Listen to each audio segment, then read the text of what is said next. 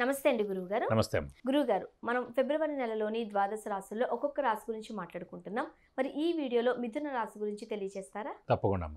మిథున రాశి అనగానే మనకి మృగశిర 3, 4 పాదాలు, ఆరుద్ర 1, 2, 3, 4 పాదాలు, పునర్వసు 1, 2, 3 పాదాలు ఈ నక్షత్రాలన్నీ మనకి మిథున రాశిలోకి వస్తాయి.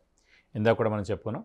అంటే ఎడ్యుకేట్ చేయాలండి ఎప్పుడైనా సరే. సాధారణంగా మనం రాశి ఫలాలు చెప్తున్నా అంటే ఏదో గాల్లో చెప్తున్నట్టు ఉండకూడదు. ఫస్ట్ ఆఫ్ ఆల్ ప్రేక్షకుల్ని ఎడ్యుకేట్ చేయాలి.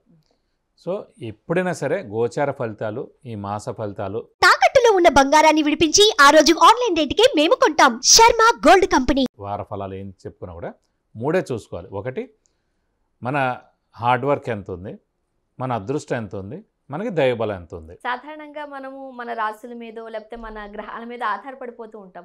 మనం చేయాల్సిన హార్డ్ వర్క్ కాస్త నెగ్లెక్ట్ చేస్తూ ఉంటాం. నిజంగా మీది 99% హార్డ్ వర్క్ ఉంటే కనుక ఇవి ఏవి కూడా మీరు నమ్మక్కర్లేదు.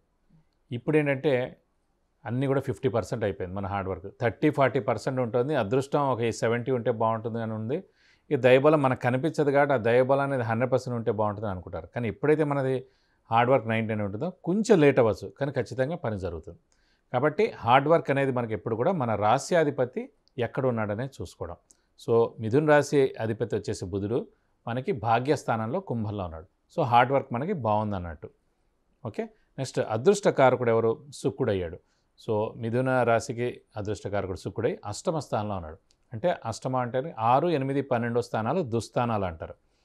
6th హౌస్ అంటే debts, miseries, enemies. 8th house అంటే యాక్సిడెంట్స్, మరణం, ఆయుష్. 12th హౌస్ అంటే ఖర్చు, నిద్ర. సో మన రాశి నుంచి ఎప్పుడైతే 6, 8, 12 స్థానాల్లో గ్రహాలు ఎక్కువ ఉండిపోతాయో మనకి నష్టాన్ని చేకూరుస్తాయి అన్నమాట. అంటే మన సక్సెస్ అనేవి ఆపుతూ ఉంటాయి. సో ఇక్కడ అదృష్టకారకుడు, యోగకారకుడు అయిన శుక్రుడు అష్టమంలో ఉండేప్పటికీ మనకి 50% అదృష్టం ఈ నెల అంతా ఉన్నట్టు. అంటే శుక్రుడు ప్రతి 20 రోజులు మారిపోతాడు కాబట్టి ఈ నెలలాళ్ళే చూసుకుంటే చాలు. మరి నెల తర్వాత భాగ్యస్థానంలోకి వస్తాడు కూడా బాగుంటుంది. 9th, 10th, 11th ఎలాగో బాగానే ఉంటుంది. కాబట్టి ఈ నెల మటుకు మనకి అదృష్టం తక్కువగా ఉందని చెప్పుకోవాలి మిథున రాశి. ఇక దైవబలం, దైవానుగ్రహం సంబంధించిన గ్రహం ఏంటి? ఎవరికైనా ఫిక్స్డ్ గురువు అనే గ్రహమే. సో అతను వచ్చేసి మటుకు లాభస్థానంలో ఉన్నాడు. లాభస్థానం అంటే లాభాన్ని చేకూరుస్తాడు. సో అది అల్టిమేట్ అంటే 100కి 100 ఉన్నాడనమాట. సో దైవబలం మటుకు 100కు 100 ఉంది కాబట్టి ఖచ్చితంగా ఎలా అనుకున్నా కూడా అన్ని పనులు కూడా తప్పకుండా నెరవేరుతాయి. కాబట్టి ఈ మిథున రాశి వారికి గురుబలం అనేది పరిపూర్ణంగా ఉంది. ఎందుకంటే లాభస్థానంలో చాలా బాగున్నాడు కాబట్టి. సో దీని ద్వారా ఏంటంటే నిరుద్యోగులకు ఉద్యోగం రావడం, ఉద్యోగస్తులకు ప్రమోషన్స్ రావడం, ఉద్యోగస్తులకి మంచి నేమ్ అండ్ ఫేమ్ రావడం, బాస్ నుంచి మన్నన పొందడం, అలాగే ఫారెన్ టూర్ విజిట్స్, అసైన్మెంట్స్ రావడం, అలాగే వ్యాపారస్తులకి పట్టిందల్లా బంగారం, షూరిటీస్ పెట్టవచ్చు, మధ్యవర్తిత్వం వహించవచ్చు.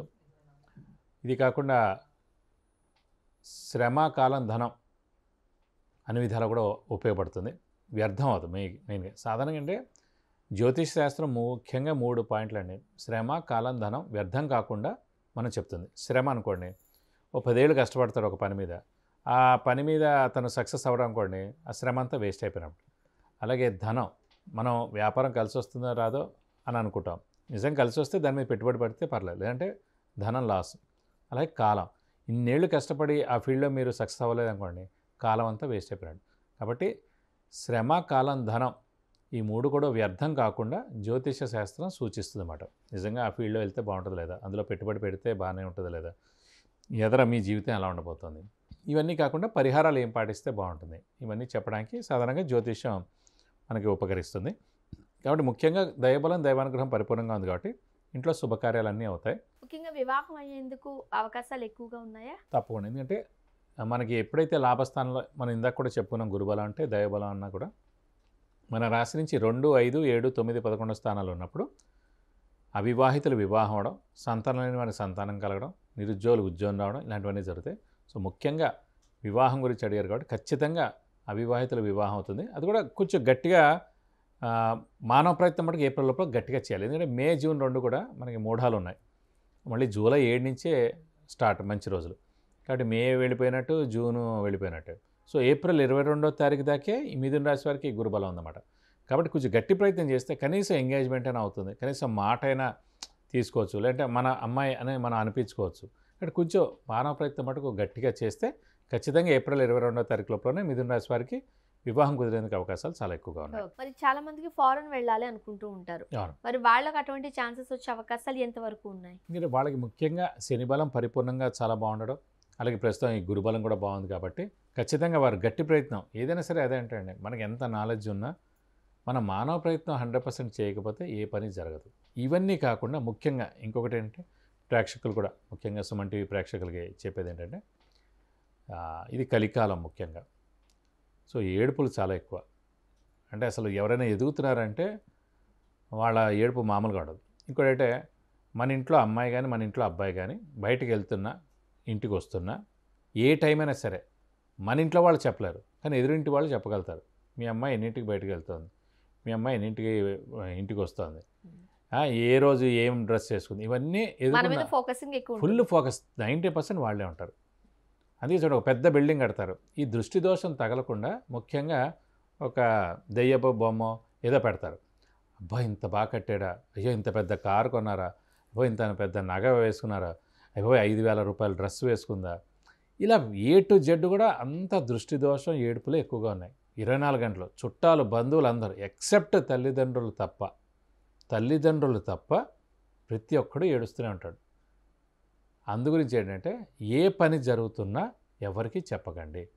ఇప్పుడు మీరు అన్నట్టు ఫారెన్ ట్రావెల్, ఫారెన్ గురించి అడిగారు. అన్ని పనులు అయిపోనివ్వండి, వీసా కూడా వచ్చేనివ్వండి. ఎల్లుండి వెళ్ళబోతున్నారు, సడన్గా యుఎస్ వీసా నాకు ఓకే అయింది, ఎల్లుండి రాకపోతే నాకు అక్కడ సీట్ ఆగిపోతుంది, లేకపోతే నా ఉద్యోగం ఆగిపోతుంది. ఎల్లుండి అంటే ఈరోజు చెప్పండి. మీరు అలా చెప్తే ఖచ్చితంగా మీ పని అవుతుంది. అంతేగాని ముందే అసలు అప్లై చేయకముందే నేను అప్లై చేసేస్తాను, మా ఆఫీస్ వాళ్ళు పంపించేస్తారు, నాకు ఆల్రెడీ అక్కడ ఆ యూనివర్సిటీలో మంచి సీట్ వచ్చేసింది, ఇవన్నీ మీరు ముందుగా చెప్తే ఎప్పటికీ జీవితంలో ఈ పనులు అవ్వవు. కొంతమంది గొప్ప కోసం ఎక్కువ చెప్పేసుకుంటూ అందుకే వాళ్ళు అక్కడే ఉండిపోతారుగా, వాళ్ళు అక్కడే ఉండిపోతారు. నేను కూడా నాకు తెలియకుండా ఇదివరకు అన్నీ ఇలాగే చెప్పుకునేవాడిని. నేను ఆ ఛానల్లో చెప్పాను, ఈ ఛానల్ చెప్పాను, ఆ హీరోకి చెప్పాను, ఈ ఐపీఎస్కి చెప్పానని. అదంతా జస్ట్ అక్కడ దాకా ఉంది, ఆగిపోయింది అంతే. అది ఎప్పుడైతే చెప్పడం మానేసానో అన్ని పనులు జరుగుతూ వచ్చాయి. కాబట్టి ప్రేక్షక మహాశయులకు ఒకటే ఒక విజ్ఞప్తి, మనం ముఖ్యంగా హార్డ్ వర్క్తో పాటు మనం చేసే పని ఎవ్వరికీ తెలియకూడదు, మూడో కంటి వాడికి తెలియకూడదు. పని అయిన తర్వాత చెప్పండి. అనుకోకుండా జరిగింది, రాదనుకున్నాను జరిగింది, ఎల్లుండి వెళ్ళబోతుంటే ఈరోజు చెప్పండి. వివాహం కుదిరిన తర్వాత ఎల్లుండి 3-4 రోజుల్లో ఎంగేజ్మెంట్ ఉంటేనే మీరు మీ బంధువులకు వెళ్ళి చెప్పండి. వాళ్ళు ఏడిస్తే ఏడిచారు, అప్పుడు తర్వాత విషయం. లేదంటే ముందే మీరు పెళ్లి చూపులకు వెళ్ళేటప్పుడు కూడా మమ్మల్ని ఎందుకు తీసుకెళ్ళలేదు, వాళ్ళ ఇల్లు మాకు ఎందుకు చూపించలేదు, ఆ అమ్మాయి ఫోటో మాకు ఎందుకు చూపించలేదు, ఆ ప్రొఫైల్ మాకు ఎందుకు పంపించలేదు, మేము కూడా కనుక్కునేవాళ్ళం కదా వాళ్ళు ఎలాంటి వాళ్ళో. ఇవన్నీ అనవసరమైన అనమాట. ఎవరు కూడా ఆనందించే పొజిషన్లో లేరు.